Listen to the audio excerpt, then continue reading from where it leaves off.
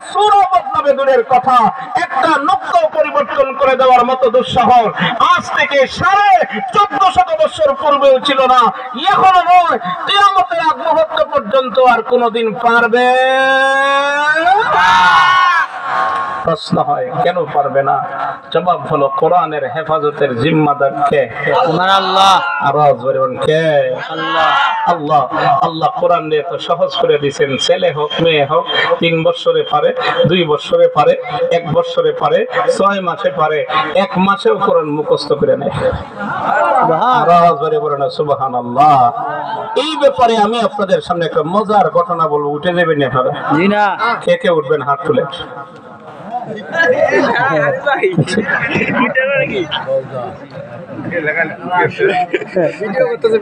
এখন যারা উঠবেন না তো আর ওনারা তো হাত তুলছে, এরা তো বসা থাকবেন, কষ্ট দিয়ে লাভ নেই। আওয়াজ বের করে আল্লাহু আকবার। আল্লাহু আকবার। আওয়াজ বের করে আল্লাহু আকবার। আজ থেকে অনেকদিন আগের কথা, প্রায় ইংরেজরা যখন এই 5 ভারত উপমহাদেশে শাসন করছে, কথাটা স্মরণ আসেনি? হ্যাঁ, তখনকার সময় মুসলমান কম, তারা সংখ্যা বেশি। মুসলমান অস্ত্রের বেলা দুর্বল, সম্পদের বেলাও দুর্বল, ওরা সব দিকে আগাইয়া সবল। কিন্তু সব দিকে সবল হইলেও মুসলমানের সাথে যখন কোনো লড়াই হতো তখন কিন্তু আবার মুসলমানে বিজয়ী হইত। আরো জোরে বলে না সুবহানাল্লাহ।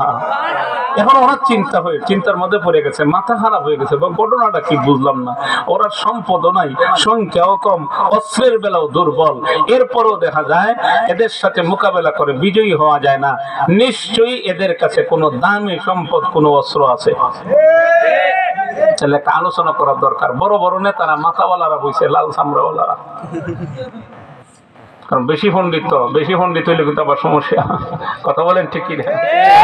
বেশি পণ্ডিত, বেশি বুঝলে গ্রামের মধ্যে যদি কেউ দেখেন বেশি বুঝে, এই বেশি বুঝার যন্ত্রণা, গ্রাম আর সুন্দর হইয়া চলেন। কথা বলেন আসেনি এরকম? কথা বলেন আসেনি না? অহরহ ওইরকম আছে, অনেক গ্রাম নষ্ট হইতেছে বেশি বুঝনেওয়ালার কারণে। ঠিক। এখন বড় বড় নেতারা বইছে, রাত্রে গোপন বৈঠকে বইছে, কয় একটা আলোচনা করার দরকার, সকলে একটা মতামত দেব, মুসলমানদের কাছে এমন কি অস্ত্র আছে এইটারে কুচ করে বাইর করি, এই অস্ত্র চিনাই নিয়ে আইতাম। এখন এক একজন দাঁড়ায় এক এক কথা বলে, এক একজন দাঁড়ায় এক এক কথা বলে। আর বৈঠকও দেখবেন দামি মানুষের লোকে কিছু অন্য কিছু মানুষও থাকে, এদেরকে আবার বেশি সমাজের মানুষ গুরুত্ব দেয় না, কিন্তু বুদ্ধি আবার ওর কাছে বেশি থাকে। আছে নি এরকম? আছে না? হ্যাঁ, অনেক এলাকায় এরকম আছে দেখছি, লাশও মোটা, স্বাস্থ্য ভালো আছে, গ্রাম লাঠি সুটা গরম, কিন্তু ব্রেইন নাই। ওই আরেক বেটা আছে গরিব, ও ওরে চালায়, কয় এটা হলো আত্মীর মাউথ। আছে নি এরকম? কথা বলেন আছে না? এই লোকে ওই লোকে চালায়, এই আত্মীরে চালায় এই লোকে। আছে না এরকম? আপনাদের এলাকায় নাও থাকতে পারে, আসেনি? কথা বলেন আছে না? ডরাই না যেন, ডরাই না যেন। এখন ডরাইবার কোনো কারণ নেই। এখন ওই সর্বশেষ একটা লোক, এটা অবহেলার পাত্র, এটার বেশি গুরুত্ব দেয় না, কয় আমি তো এতক্ষণ খালি কথা শুনলাম, আপনারা অনুমতি দিলে আমার একটা কথা আছে। আর একটা কথা, তোর আবার কি কথা? কয় সবাই যখন বলতেছেন আমার একটু সুযোগ দিলে আমার একটা কথা আছে। বলে আচ্ছা কথা বলো তো দেখি।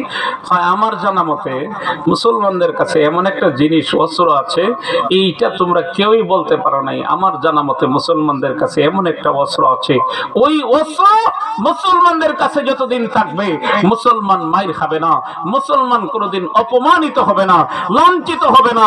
সংখ্যায় কম থাকলেও, অস্ত্রের বেলা দুর্বল থাকলেও মুসলমান যেদিকে যাবে সেদিকেই বিজয়ের মালা পরে আসবে। আওয়াজ বাড়িয়ে বলেন আল্লাহু আকবার। আল্লাহু আকবার।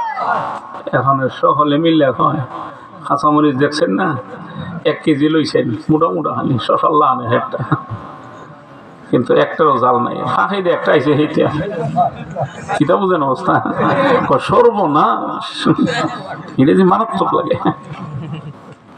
এত বড় দামি কথা বলে বাবা, মুসলমানদের কাছে এমন কি অস্ত্র রয়েছে যে অস্ত্র থাকলে মুসলমান মার খাবে না, নির্যাতিত হবে না, নিপীড়িত হবে না? বলো এমন অস্ত্রটা কি? সে বলতেছে আমার জানা মতে মুসলমানদের কাছে তাদের সবচেয়ে বড় অস্ত্র হলো তাদের ধর্মীয় গ্রন্থ, মহাগ্রন্থ আল কোরআন। এখন হেঁটে কোরআন কোরআন থাকলে কি হয়? সে আরে বোকার দল, কোরআন থাকলে বুঝি কি হয়? وَإِذَا تُلِيَتْ عَلَيْهِمْ آيَاتُهُ زَادَتْهُمْ إِيمَانًا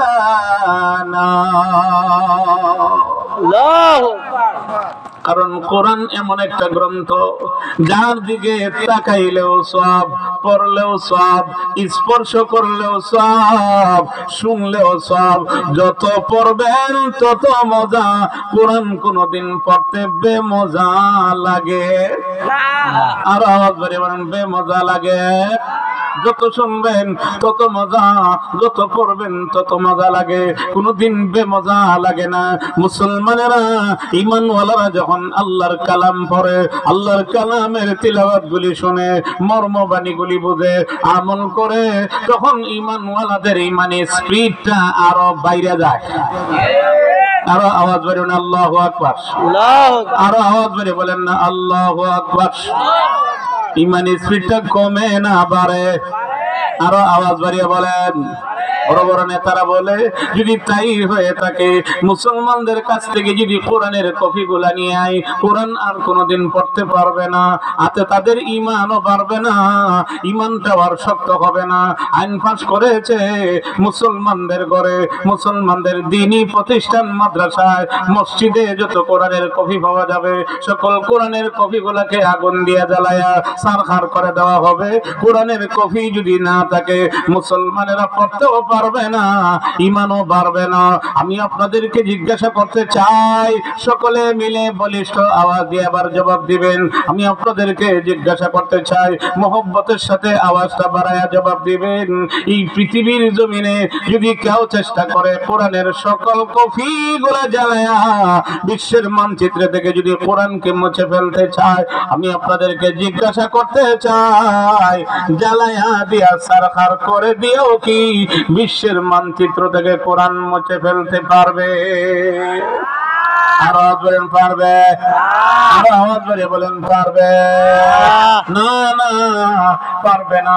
কেন পারবে না একটু পরে বুঝবেন। আইন পাস করেছে, মসজিদে যায়, মাদ্রাসার ভিতরে যায়, গিয়ে দেখে যত কোরআনের কপি আছে, সকল কপি গুলাকে বাগিরে আইনে আগুন দিয়ে জ্বালায়া দেয়, সারখার করে দেয়। আওয়াজ বেরিয়ে বলেন না নাউযুবিল্লাহ। একদিনের ঘটনা, কয়েকটা ইংরেজ সৈন্য গেছে মসজিদের ভিতরে গিয়ে দুইটা দেখে